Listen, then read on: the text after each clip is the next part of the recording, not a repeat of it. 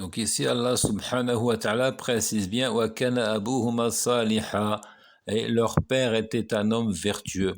Quel est le lien, quel est le rapport entre la vertu du père et cette histoire de trésor enfoui sous le mur qu'on a redressé, un mur qu'on a rénové afin que les enfants puissent le découvrir une fois qu'ils seront grands.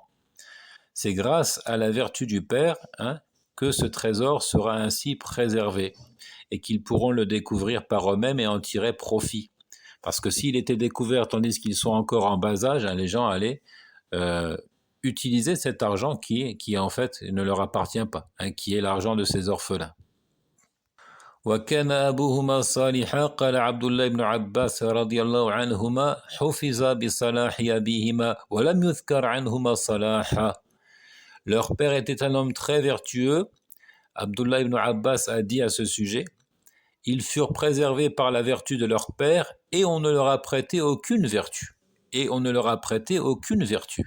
Alors on ne sait pas si ces gens-là, si ces enfants en grandissant sont devenus des hommes pieux, on n'en sait rien. Mais ils ont été préservés et se sont vus octroyer la subsistance grâce à la vertu de leur père. Dans les propos de Abdullah ibn Abbas dans Az-Zuhd de Abdullah ibn al-Mubarak au numéro 333. Donc voici quelques leçons intéressantes à tirer de la sourate Al-Kahf, la caverne, qui donne des éléments de réponse aux inquiétudes que peuvent avoir les parents dans l'éducation de leurs enfants. Et c'est donc un sujet d'actualité, quelque chose qui concerne tous les parents du monde. Jusqu'au jour d'aujourd'hui, le diable n'a cessé de promettre la pauvreté, de faire craindre l'indigence et de plonger les parents donc dans l'inquiétude et la gêne, au point que certains n'hésitent pas à commettre l'irréparable, à sombrer dans l'interdit. Et si à l'époque pré-islamique, certains allaient jusqu'à enterrer vivants les filles, ça avait aussi un lien avec cette crainte-là, parce que la fille n'était pas en mesure donc de travailler comme un homme, et aussi elle n'était pas en mesure de combattre, etc., etc. Même s'il y a d'autres aspects, tels que la honte qu'on pouvait ressentir en annonçant qu'on s'était vu attribuer une fille. Et cela donc est toujours d'actualité. Aujourd'hui encore, à travers notamment donc le procédé de l'avortement, des mamans à travers le monde continuent à se débarrasser de leurs enfants, notamment par crainte de la pauvreté. Ou bien parce qu'elles se disent que leur mode de vie ne leur permet pas d'avoir un enfant. Si elles ont un enfant, elles ne pourront plus travailler. Si elles ne travaillent plus, elles n'auront plus de revenus, elles n'auront plus de quoi vivre. Et à ce sujet, donc, une information inquiétante est parvenue récemment concernant la Californie, où on doit soumettre au vote une loi qui permettrait aux mamans d'éliminer leurs enfants 7 jours après la naissance, 7 jours après leur venue au monde. في كاليفورنيا حبوب تمكن النساء من قتل أطفالهن حتى بعد 7 أيام من الولادة. Donc en Californie, des pilules qui permettront aux mamans d'éliminer leurs enfants 7 jours après leur venue au monde. كان الجدل في البداية في جواز الإجهاض وأن الطفل في بطن أمه لا يعتبر كائنا ذا قيمة، ثم تطور الأمر إلى قتل الأطفال بعد الولادة، وهكذا عاد وأد الأولاد ذكورا وإناثا باسم التحضر. Au départ, donc, on débattait la permission de l'avortement en soulignant, pour ceux qui défendaient cet agissement, en soulignant que dans le ventre de sa mère, l'embryon n'est pas réellement un être vivant digne de considération. Puis les choses ont évolué, petit à petit. On a élargi la période durant laquelle on autorise l'avortement et on en est arrivé donc à tuer des enfants après la naissance. Donc au nom de la civilisation, au nom du progrès de la civilisation, l'élimination des enfants que les Arabes de la période pré-islamique pratiquaient en les enterrant vivants est de retour. Or Allah subhanahu dit وَلَا تَقْتُلُوا أَوْلَادَكُمْ مِنْ إِمْلَاقٍ نَحْنُ نَرْزُقُكُمْ وَإِيَّاهُمْ. Ne tuez point vos enfants sous prétexte de pauvreté. C'est nous qui pourvoyons à votre subsistance et à la leur. Verset 151 de Al-An'am. وفي مكان آخر من العالم وربما المكان نفسه باسم الحقوق تلغى عقوبة الإعدام والله تعالى يقول ولكم في القصاص حياة. Or, dans le même temps, que ce soit ailleurs dans le monde ou peut-être même dans cette même région du globe, on abolit la peine capitale au nom des droits de l'homme. Voyez la contradiction ici dans laquelle sombrent ces sociétés. On autorise d'éliminer les enfants après leur naissance et dans le même temps, on s'offusque lorsqu'on parle de peine de mort et on abolit la peine capitale, ce au nom des droits de l'homme. Or, Allah Azza wa Jal nous dit clairement dans le verset 179 de Al-Baqarah, vous avez dans le talion une loi qui préserve la vie.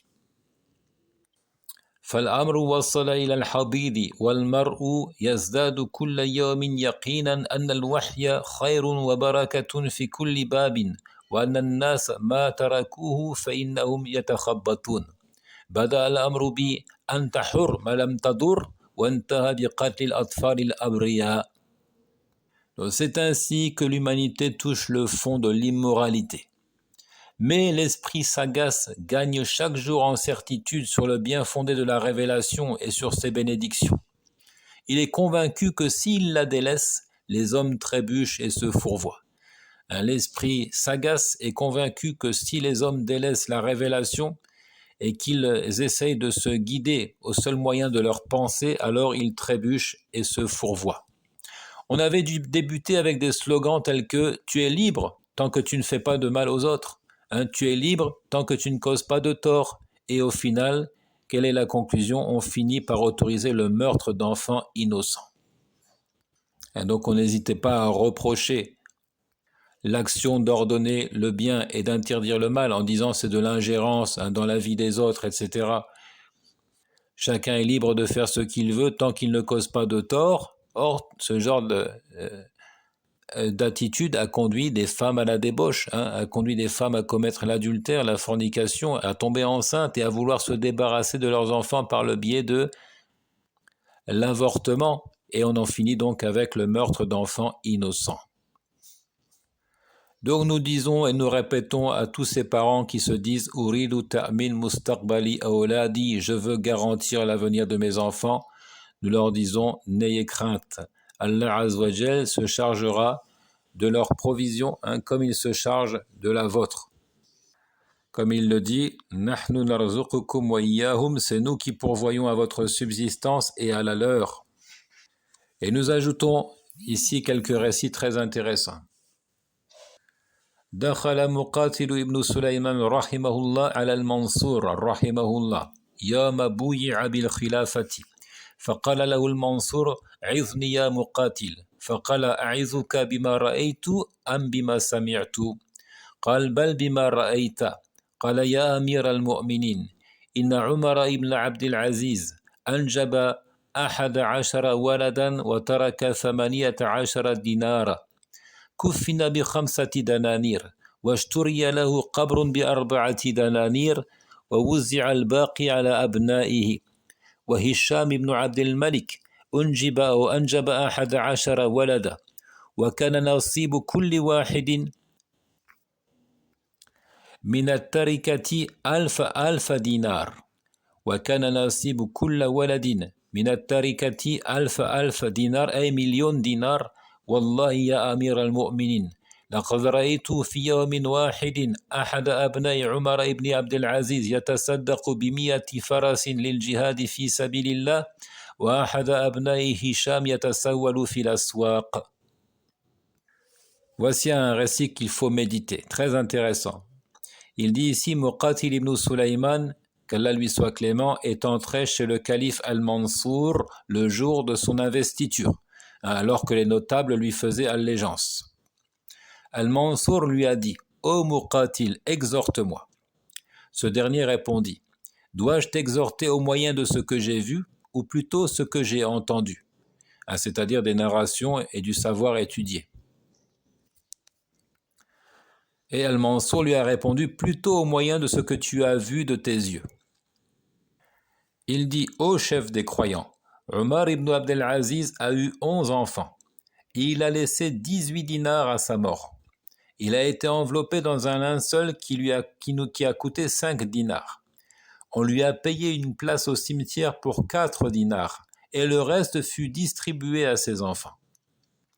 Donc Omar ibn Abdelaziz à sa mort a laissé 18 dinars. 9 ont été utilisés pour son enterrement et les 9 restants ont été redistribués à ses 11 enfants.